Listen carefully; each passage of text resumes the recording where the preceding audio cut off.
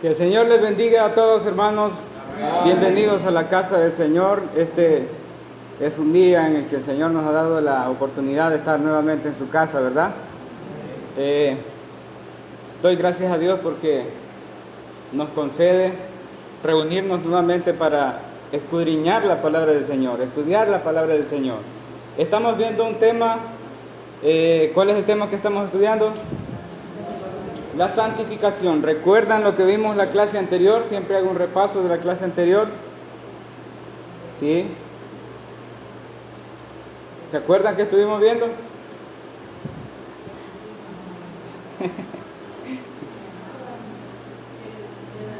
Estuvimos hablando de David, ¿verdad? Y Natán. Ah, hoy sí, ¿verdad? Hoy sí. Bueno, en la sesión anterior estudiábamos que Dios siempre se ha preocupado por los que son sus hijos.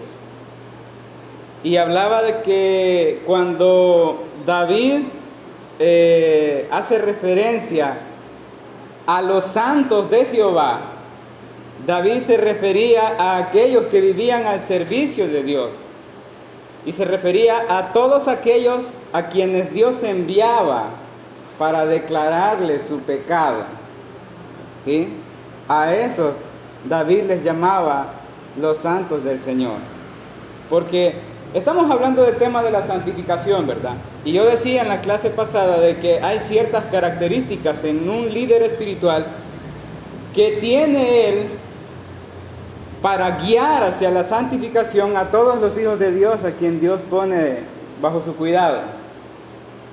Recordábamos algo muy importante, y es que hemos aprendido de que a la ley de Dios no le importa nuestros sentimientos. No le importa nuestros sentimientos. ¿Por qué? Porque la ley de Dios siempre nos va a guiar hacia la santificación. Y hablaba de que nuestros sentimientos casi siempre, por no decir el 100% de las veces, son los que nos dan la autorización de pecar. Son los sentimientos. Entonces yo decía que los sentimientos son la causa que otorga la libertad de pecar, y es en nuestros sentimientos en donde encontramos la perversa justificación de los pecados que cometemos. Y en base a eso nos hacíamos la siguiente pregunta: ¿cómo un líder espiritual puede guiar hacia la verdadera santificación a una persona sin herirle los sentimientos? ¿Cómo un líder espiritual puede guiar hacia la santificación a una persona sin herir sus sentimientos? Y yo decía, hermanos, en la clase pasada que eso es imposible. Es imposible. Todo buen líder, siervo de Dios, está comprometido a decir lo que Dios le manda que diga. Y Él lo va a decir sin importar la cantidad de sentimientos que sean heridos por medio de la palabra de Dios. Y analizábamos el ejemplo de Natán, un hijo de Dios escogido para guiar hacia la santificación a otro hijo de Dios que era David. Y decía yo que Natán no se detuvo a pensar si le iba a dañar los sentimientos a David. Natán no trató a David desde los sentimientos. Natán trató, como buen líder espiritual, a David desde la palabra de Dios, desde la palabra de Jehová. Y decía que una de las características que tiene un líder espiritual que guía hacia la santificación a otro hijo de Dios es que conoce a Dios. Conoce a Dios, sabe quién es el que lo manda a decir lo que tiene que decir, y debe decir lo que Dios le dijo que dijera, sin importar quién es el que tenga enfrente. Hablaba de que Natán no solamente tenía a un cuidandero de los caballos del reino, no tenía al sirviente del reino enfrente. Natán no tenía una persona cualquiera, tenía al rey David. Yo mencionaba que David era una persona que había sido reconocido por ser alguien que no le temía a ningún otro hombre. David inaugura su reinado cortándole la cabeza a Goliat y levantándola. David no le temía a nadie, pero vemos a Natán frente a David declarándole su pecado. Entonces, lo que quería enfocar es que cuando un siervo de Dios quiere o ha recibido de parte de Dios guiar hacia la santificación a otra persona, no importa quién sea, Él lo hará.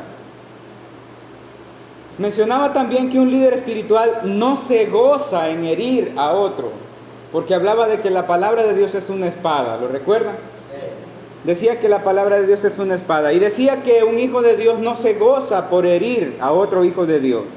No lo hace por diversión ni con intención de verse superior. Un líder espiritual se goza en que otro hijo de Dios sufra la palabra de la espada de Jehová porque está siendo limpiado por el filo de la santidad de Dios. Y ese es un gran acto de amor de Dios y misericordia.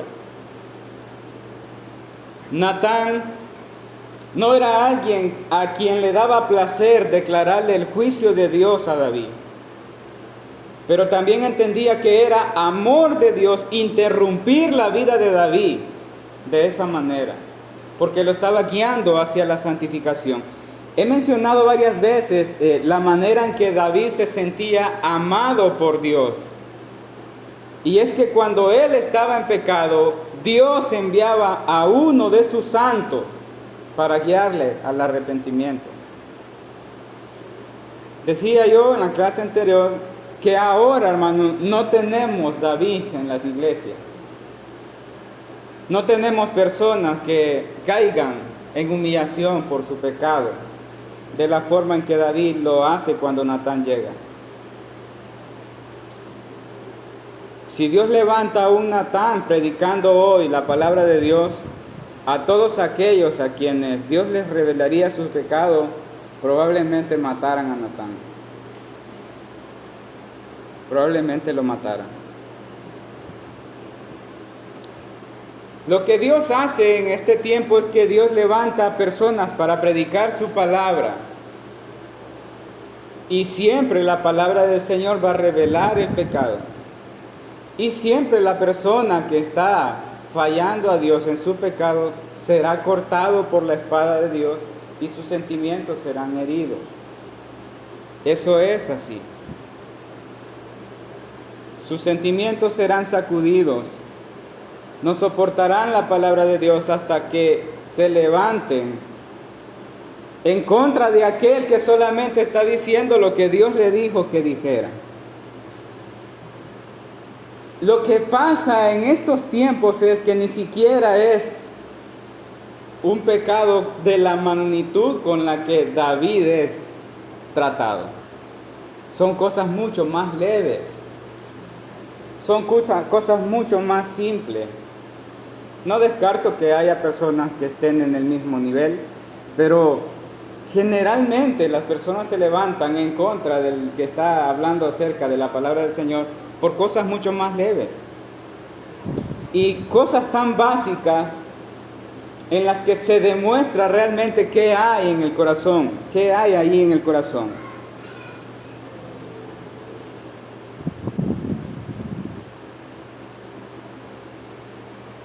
Creo que nosotros no resistiríamos la forma en la que Dios trató a David por medio de Natán. David, después de escuchar la palabra del Señor por medio de uno de sus santos, inmediatamente se humilló diciendo: he pecado contra Jehová. Y se declaró en ayuno. Es exactamente igual a la actitud de todos los cristianos de hoy cuando escuchan la palabra de Dios cortando sus sentimientos. La palabra de Dios es una espada, hermanos. No es descrita como una pluma. Es una espada de doble filo que discierne los pensamientos, las intenciones del corazón, revela lo perverso, revela nuestra maldad, saca a la luz lo escondido de nuestras malas intenciones con apariencia de servicio. Cuando la luz de la palabra de Dios revela la oscuridad perversa de nuestros verdaderos motivos, los hijos de Dios exclaman: he pecado contra Jehová. Aleluya. Los hijos de Dios se humillan en arrepentimiento genuino. Los que no son hijos de Dios se rebelan en contra de Dios mismo. La palabra de Dios en ellos causa rebelión, como lo hizo Satanás y sus demonios en el cielo. Mencioné en la clase anterior que solo hay dos formas en las que un cristiano puede tener relación con la ley de Dios en la santificación, en el caminar de la santificación. Y son las siguientes: o está en obediencia a la ley moral santa de Dios, o está en rebelión a los mandamientos y la palabra de Dios. Solamente son esas dos. O estamos en obediencia a la palabra de Dios, o nos rebelamos en contra de la palabra de Dios. Solamente son dos. No existe el estado intermedio de esa declaración, como por ejemplo que hay una parte que me gusta y la otra que no me gusta. No, con respecto a la palabra de Dios, o estamos en obediencia o estamos en rebelión. Eso es así.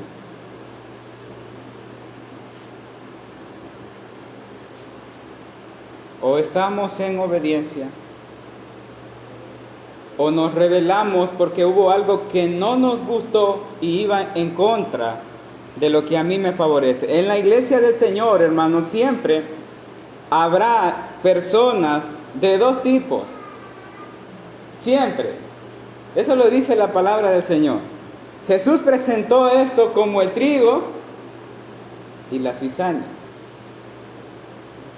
Lo enseñó como prudentes y como insensatos. Siempre habrá personas cuestionando la palabra del Señor si se apega a lo que ellos creen, y si no se apega, pues se desecha porque no se ajusta a lo que yo pienso, a lo que yo creo. Hay personas que en la obediencia a la palabra de Dios se humillarán cuando escuchen la espada de Dios cortándoles, y habrán otras que aprovecharán esa oportunidad para organizar una rebelión. Esto no es algo que pase solo por pasar, esto es bíblico, hermano. Esto es todo lo que ha pasado en la historia de la iglesia. ¿Por qué digo esto? Porque uno de los ejemplos más claros de la palabra de Dios es Moisés cuando guía al pueblo de Israel hacia la tierra prometida. No encontraban ninguna forma de atacar la palabra de Dios, porque no podían refutar la palabra de Dios cuando Moisés la decía, pero sí atacaban a Moisés durante todo el camino. Todas las quejas fueron contra Moisés. Hubieron tantas rebeliones que hubo una de las que Dios tuvo que abrir la tierra. Y lo que pasa durante todo esto es que simplemente es que no pueden aceptar la palabra del Señor y se enfocan en sus sentimientos, en lo que sienten antes que la palabra de Dios. Si lo recuerdan, el sentir de los del pueblo de Israel era que extrañaban los ajos. Imagínense. Sentimientos. Cebollas. Sentimientos. ¿Preferían la esclavitud?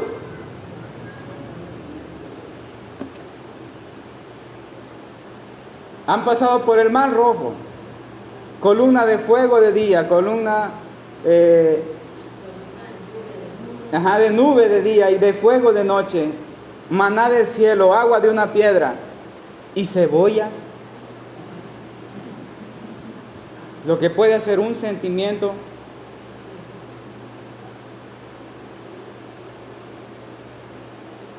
Y lo que pasaba es que atacaban a Moisés, denigraban a Moisés. ¿Acaso solo Moisés es el que puede hablar Jehová por medio de él? Agredían a Moisés. Y Moisés solamente decía lo que el Señor le decía que dijera. ¿Sí? Y es que pasa algo, hermanos. Es mucho más fácil atacar a la persona que transmite la ley de Dios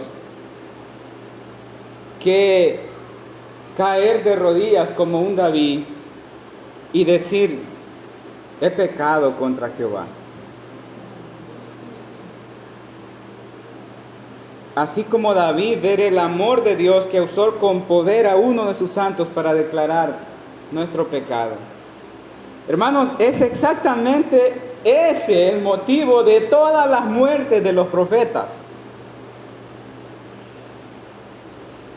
Es la razón por la que Jesús dice a Jerusalén: Jerusalén, Jerusalén, tú que matas a los profetas y apedreas a los que te son enviados.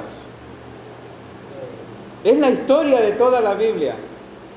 Los siervos de Dios, los líderes espirituales a quienes Dios levantaba para dar la palabra de la guianza a la santificación, son los que serán más apedreados, siempre.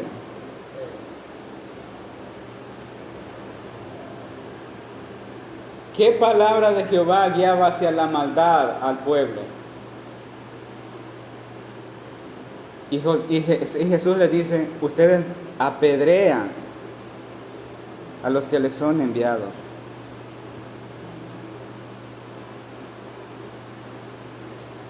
Casi siempre los que predican la palabra del Señor fielmente serán apedreados. Casi siempre ellos, así como los profetas, son los que quedarán casi muertos después del ataque del mismo pueblo. Esto no ha cambiado desde entonces, ni cambiará en la iglesia del Señor, porque Jesús dijo: déjalos que crezcan juntos. No sea que queriendo arrancar la cizaña también arranques el trigo. Déjalos. Y algo que Jesús mismo declara también es que un día el aventador estará en su mano y él hará la separación de lo que le sirve y lo que no le sirve, de lo que es y de lo que aparentaba ser. Así que el proceso de santificación en los líderes espirituales debe tener al menos claro que dentro de la iglesia no todos son trigo, no todos son oveja, no todos son hijos de Dios y lamentablemente no todos son salvos. Eso es para comenzar. Los líderes deben tener claro eso. De algo que sí los líderes principales deben estar completamente seguros es que en ellos está la responsabilidad de guiar hacia la santificación al pueblo. Esa es su responsabilidad, ese es su llamamiento, ese es su propósito de servicio. Deben guiar hacia la santificación a cada uno de los redimidos hijos de Dios, igual que los profetas, igual que Moisés, igual que los apóstoles. Pero hermano Eliseo, ¿cómo sé yo que es un hijo de Dios y quién no es un hijo de Dios? Sus frutos. Su arrepentimiento genuino. Si se parece a David cuando recibe la palabra de Dios, usted tiene un hijo de Dios enfrente. Pero si cuando alguien recibe la palabra de Dios, hace una rebelión o intenta apedrear al que le ha sido enviado, puede ser que tenga un Herodes, después de que Juan le dijo: no te es lícito tener la mujer de tu hermano. Es visible, es claramente visible. Las personas que son hijos de Dios proyectan la obra del Espíritu Santo en su vida, dando fruto de santificación.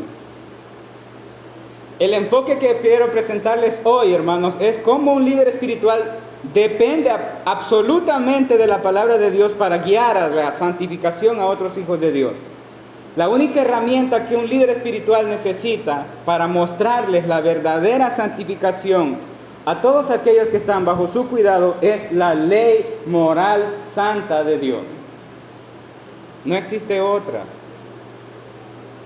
Es en su ley que encontramos las normas y los lineamientos, las limitaciones, las ordenanzas, estatutos, decretos de lo que le agrada a Dios y de lo que no le agrada, de lo que le complace a Dios y lo que Dios aborrece.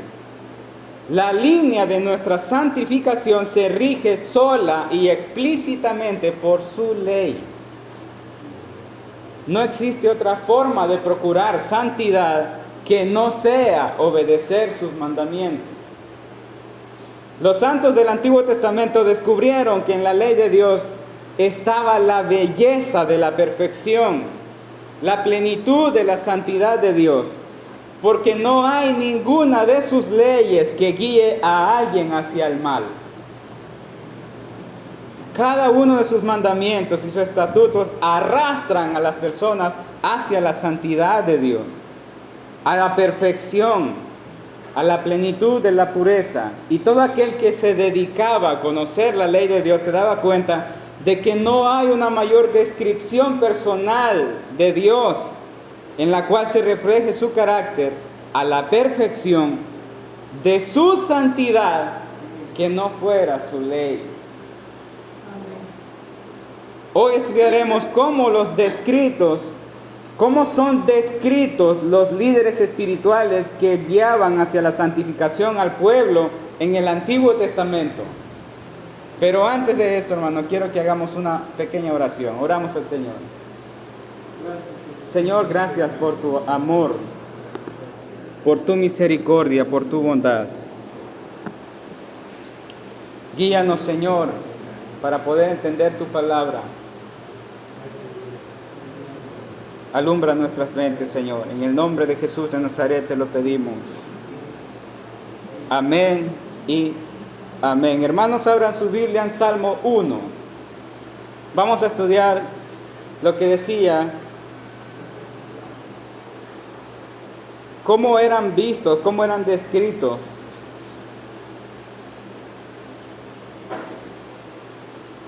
los líderes espirituales que guiaban hacia la santificación al pueblo de Dios. ¿Lo tenemos? Salmo 1. Dice la palabra del Señor como está escrita. Bienaventurado el varón que no anduvo en consejo de malos, ni estuvo en camino de pecadores, ni en silla de escarnecedores se ha sentado, sino que en la ley de Jehová está su delicia, y en su ley medita de día y de noche. Será como árbol plantado junto a corrientes de agua, que da su fruto en su tiempo y su hoja no cae, y todo lo que hace prosperará. No así los malos, que son como el tamo que arrebata el viento. Por tanto, no se levantarán los malos en el juicio, ni los pecadores en la congregación de los justos, porque Jehová conoce el camino de los justos, mas la senda de los malos perecerá. Pero usted me dirá, hermano, ¿y eso qué tiene que ver con un líder espiritual? Ahorita vamos a verlo. Quiero que veamos cómo se describe a los líderes espirituales responsables de la guianza del pueblo del Señor hacia la santificación. El enfoque que estamos estudiando es directo hacia los líderes principales de la iglesia. Ellos tienen un pueblo de Dios que está a su cargo. Decía en las clases pasadas que ya deben ser maduros espiritualmente, ¿se acuerdan? Sí, porque tienen que guiar hacia los más pequeños hacia la santificación. Pero siempre habrán personas dentro de la congregación que no amarán la verdad de la palabra de Dios, que les obliga a crecer en santificación. Cuando Jesús hablaba de nuestra santificación, Él dijo: santifícanos en tu verdad, tu palabra es verdad. Pero como digo, siempre habrán personas que no amarán la verdad, no la amarán.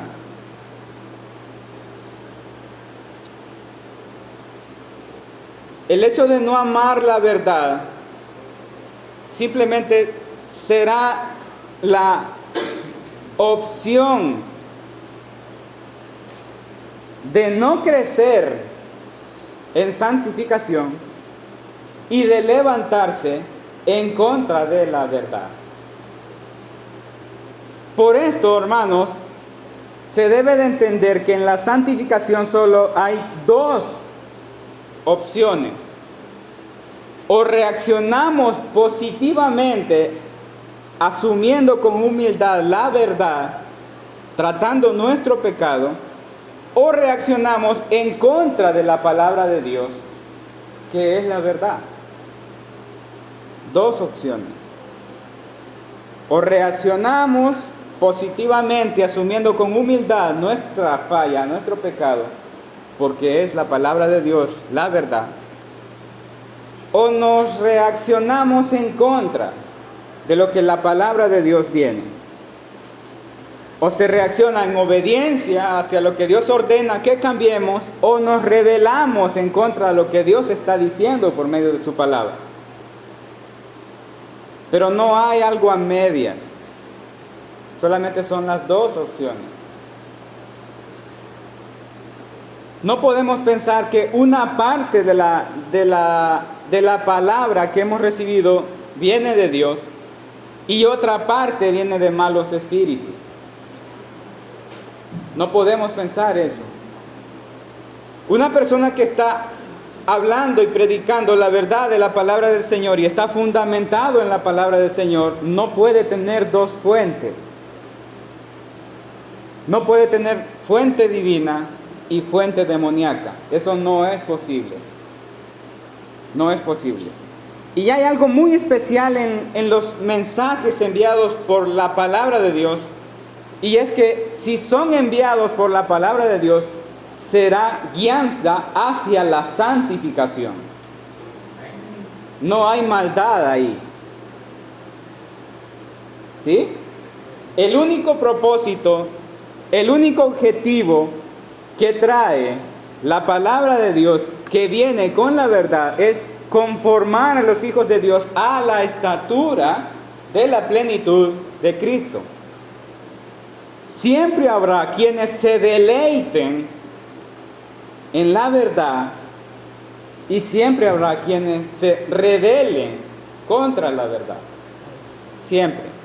Siempre habrá quienes obren desde la injusticia y siempre habrá quienes respondan desde la justicia. Eso es así.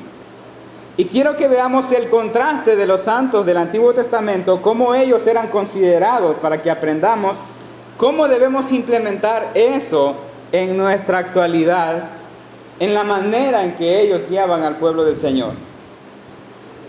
Antes que todo, quiero que definamos qué es lo que está diciendo el salmista en el Salmo 1, porque él está hablando de dos personas. Está hablando de unos que son bienaventurados y de los malos, ¿verdad? Ahora, ¿a quiénes se refiere el salmista cuando habla de los malos? ¿Quiénes son estos malos? ¿Será que son asesinos? ¿Será que son delincuentes? ¿Será que son personas que se escaparon de la cárcel? No, no son esos malos. Entonces, ¿quiénes son? Vaya conmigo al versículo 5 de Salmo 1. Dice: por tanto, no se levantarán los malos en el juicio, ni los pecadores en la congregación de los justos. Entonces el versículo 5 nos da una referencia explícita de a quiénes se refiere. Y dice que estos malos están en la congregación de los justos. ¿Dónde están los malos? Dentro de la congregación de los justos. Sí, hermanos, esto es así. Están dentro de la iglesia. Pero ¿quiénes son? ¿Quiénes son los malos? Según lo que el escritor está escribiendo ahí, es que son todos aquellos que no encuentran deleite en la palabra de Dios. Son todos aquellos a quienes no les gusta la verdad de la palabra de Dios. Son aquellos que cuando la palabra de Dios toca sus vidas y corta su pecado, se levantan en contra y en rebelión. En este salmo son llamados malos, pecadores y escarnecedores. Escarnecedores. ¿Por qué son malos? Porque disfrazan su maldad de pureza. ¿Por qué son pecadores? Porque aunque la palabra de Dios alumbre su pecado, no cambiarán. También dice que son escarnecedores, pero quiero enseñar qué significa ser escarnecedor. ¿Qué es una persona escarnecedora? Hermanos, un escarnecedor es una persona soberbia, que genera contienda, que aprovecha los conflictos para hacer afrentas con burla, que actúa con arrogancia disfrazada de humildad, contagiando a otros en su manera perversa de pensar. Eso es un escarnecedor. Lo vuelvo a repetir. Un escarnecedor es una persona soberbia que genera contienda, aprovecha los conflictos para hacer afrenta con burla, actúa con arrogancia disfrazada de humildad, contagia a otros a su manera perversa de pensar. Ese es un escarnecedor. ¿Y sabe qué es lo que pasa con todo lo que un escarnecedor hace y dice? Es que ninguna de las cosas que dice y hace lleva hacia la santificación. Ninguna de las intenciones que él hace o disfraza en su actitud llevan humildad ni llevan fruto de santificación. El punto aquí es lo que dice el salmista de los líderes que guían hacia la santificación a la iglesia. Él les llama bienaventurados. Y dice, bienaventurado el varón que no anduvo en consejo de malos. ¿Estamos entendiendo el versículo?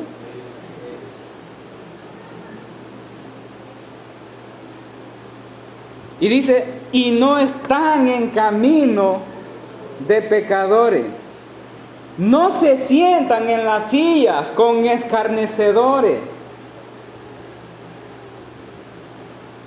Y aquí va lo especial de los líderes espirituales que guían hacia la santificación al pueblo de Dios. Y es que en la ley de Jehová está su deleite.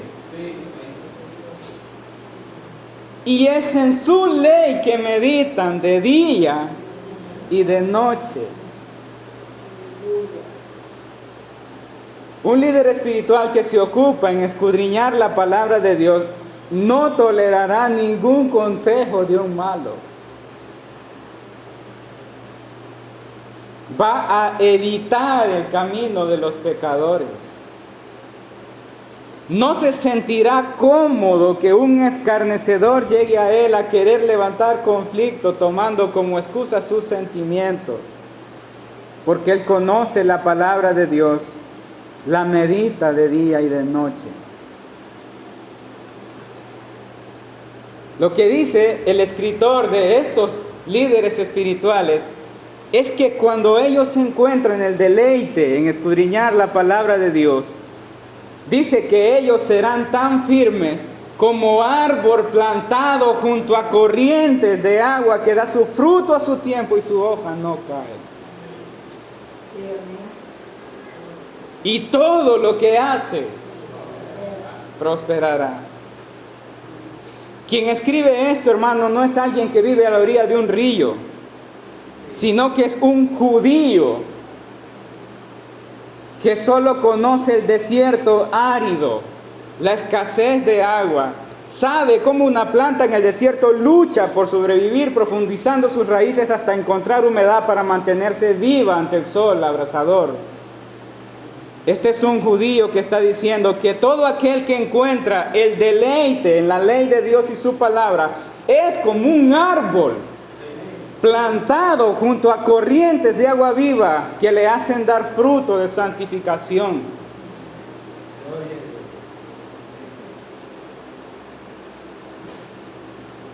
Pero luego el salmista vuelve a hablar de aquellos que no encuentran satisfacción ni gozo en la palabra de Dios ni en su ley. Y dice, no así los malos, que son como la paja, llevados por cualquier viento de sentimiento. No pueden ver más allá de lo que sienten, sino que ven sus sentimientos antes que todo lo demás.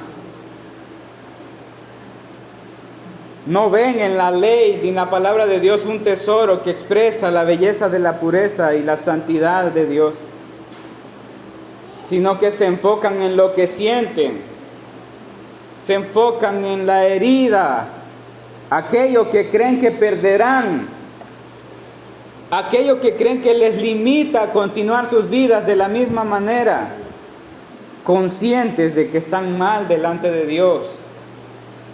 Prefieren ser arrebatados por sus sentimientos. El versículo 5 dice, por tanto, no se levantarán los malos. ¿En dónde? En el juicio. Ahí lo vamos a empezar. Cuando se predica fielmente la palabra de Dios en la iglesia, ¿quiénes son los que se levantarán? Los que describe el Salmo son los malos. ¿Quiénes son los que se encuentran ante los jueces? Son los malos. Ningún cristiano que esté sirviendo al Señor en humildad se encontrará frente a los líderes superiores en una iglesia en un juicio. Ninguno. Solo se encontrarán frente a un juicio, ¿quiénes? Los malos. Los malos son los que incitan a los líderes a evitar que se predique la palabra de Dios. Eso se ve durante toda la Biblia. Siempre es así. Si se evita predicar la palabra de Dios, que es la verdad, la pregunta seria es, ¿será que esa sugerencia lleva al pueblo de Dios hacia la santificación?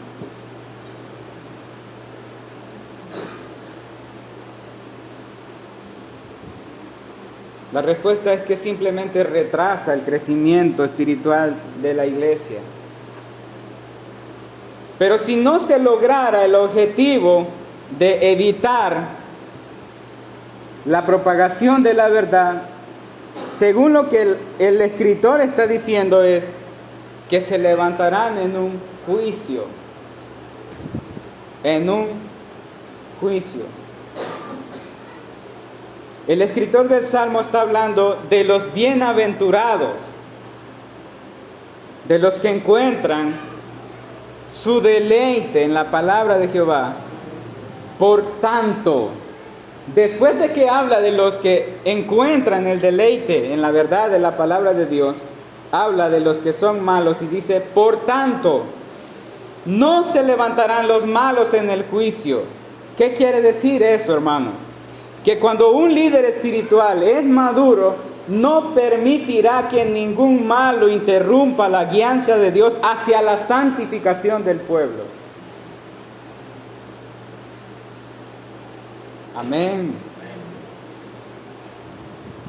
Si alguien se levanta en un juicio simplemente quiere decir que los líderes no están encontrando su deleite en la palabra de Dios. Lo siguiente que sigue diciendo el versículo 5 es: ni los pecadores en la congregación de los justos. Puede suceder que hayan personas que salgan heridas de sus sentimientos porque escucharon la palabra de Dios y fue como una espada que cortó su pecado. Hay una exposición de la palabra de Dios en la que Dios opera por medio de su palabra. Y puede hacer que alguien se acerque a un líder espiritual y le exprese que se siente incómodo y que fueron heridos sus sentimientos. Eso es válido, es muy válido. Puede hacer que la queja de eso sean palabras usadas en la predicación, porque fueron palabras que sintió que le hirieron. Pero aquí va la sugerencia para un líder espiritual. Y la sugerencia es que el líder espiritual está en la obligación de examinar si las palabras usadas por la predicación llevan hacia la santificación a una persona. El líder espiritual está en la obligación de hacer un lado los sentimientos y reafirmar la palabra de Dios. Amén. Comúnmente la razón por la cual se levantan los pecadores en la congregación de los justos es porque se declaró su pecado. No son un David que se humilla arrepentido. Siempre, hermanos,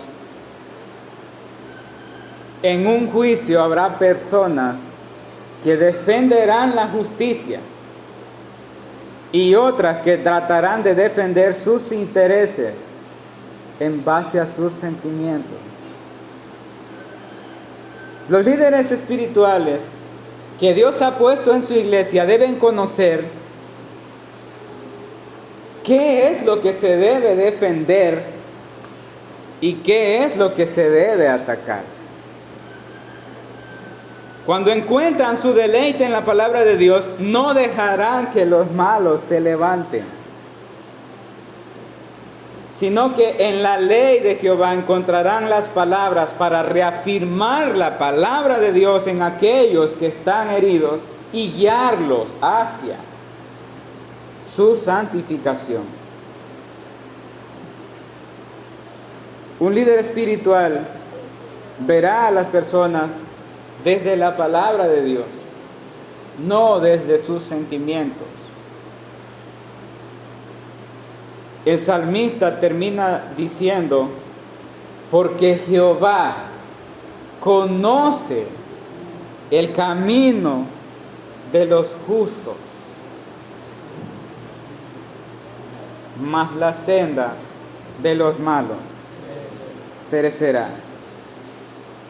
El único propósito y objetivo con el cual un líder espiritual es llamado al servicio de la iglesia es guiar hacia la santificación al pueblo. Y para eso primero debe encontrar el deleite en la palabra del Señor y su ley, y hacer a un lado los sentimientos de todos aquellos que están bajo su cuidado. La oración de un líder que desea guiar hacia la santificación a la iglesia de Dios debe ser como Salmo 119. Y quiero que terminemos leyendo 16 versículos que considero yo que debería ser la oración de un líder espiritual que desea guiar hacia la santificación a la iglesia. Salmo 119. ¿Lo tenemos? Dice la palabra de Dios: bienaventurados los perfectos de camino, los que andan en la ley de Jehová. Bienaventurados los que guardan sus testimonios y con todo el corazón le buscan, pues no hacen iniquidad los que andan en sus caminos. Tú encargaste que sean muy guardados tus mandamientos. Ojalá fuesen ordenados mis caminos para guardar tus estatutos. Entonces no sería yo avergonzado cuando atendiese a todos tus mandamientos. Te alabaré con rectitud de corazón cuando aprendiere tus justos juicios. Tus estatutos guardaré, no me dejes enteramente. ¿Con qué limpiará el joven su camino? Con guardar tu palabra. Con todo mi corazón te he buscado, no me dejes desviarme de tus mandamientos. En mi corazón he guardado tus dichos para no pecar contra ti. Bendito tú, oh Jehová, enséñame tus estatutos. Con mis labios he contado todos tus juicios de tu boca. Me he gozado en el camino de tus testimonios, más que de toda riqueza. En tus mandamientos meditaré, consideraré tus caminos, me regocijaré en tus estatutos, no me olvidaré de tus palabras. Esta es la clase de hoy, hermanos. Que el Señor les bendiga.